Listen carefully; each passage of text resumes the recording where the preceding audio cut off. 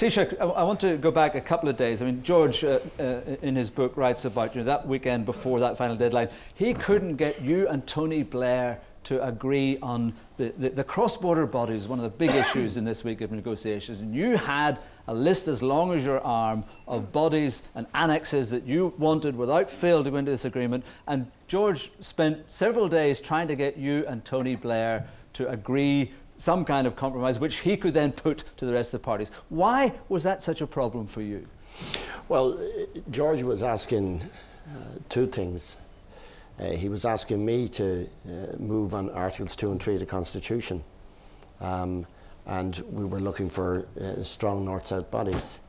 So I was not going to move on Articles 2 and 3 until I had an absolute guarantee that I was going to get implementation bodies, as they were called. It didn't matter much to me how many of them there were. It was the principle. And it took a long, many days to get that list down from that to that, didn't it? But it was the clear principle that I knew that the chairperson of the talks understood clearly our position. And when, in fairness to George, when I felt clearly and he asked me would I move my position, I was prepared to do that. And I think we had the meeting, if I remember correct, George, both Tony and I were in London. You were on the phone.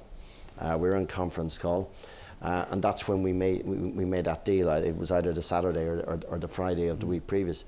But I had worked for several weeks previously with my own party and colleagues to explain to them what the basis of the agreement was, and that was that we would move on Articles 2 and 3, providing we had a real North-South bodies, and thankfully we have today. But that was the crucial issue, and that was the issue that was dividing us. It was the issue that was dividing the two governments.